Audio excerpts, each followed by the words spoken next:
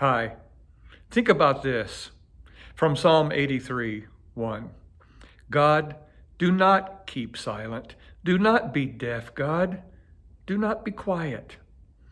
During a time when Israel was confronted and threatened by a fierce enemy, Asaph wrote this psalm as a plea to God to rescue them and to do so in such a way, such a powerful way, that the enemy would know for certain that God reigns over all the earth.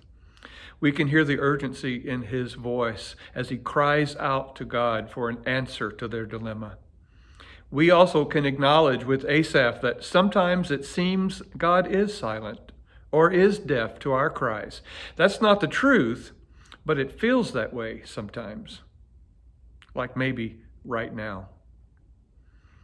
This is Saturday of Holy Week.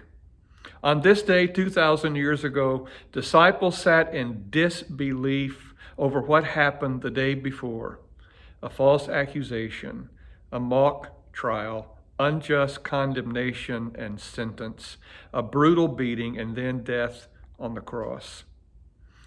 And all of these injustices and violent acts were inflicted upon the one Peter announced as the Messiah, the Son of the Most High God. The one they depended on for the right word at the right moment. The one they observed respond to the cries of lepers, the lame, the blind, and sinners. The one they heard call out Pharisees for their hypocrisy. The one who always had a voice, who could not keep silent with the message of the kingdom. That one was now silent, buried in a quiet tomb. Saturday is a day for silence.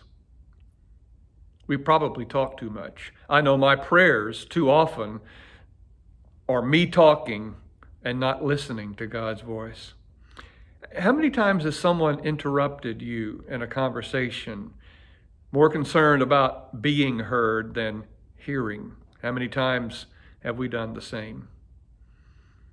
How are we ever going to hear God's voice if we are never silent? Today is a day of silence, quiet contemplation, spiritual preparation for tomorrow, when the tomb will break open, when the Word of God will rise from the dead, and all heaven and earth rejoice. But today, God says, "Be still and know that I am God." Think about that.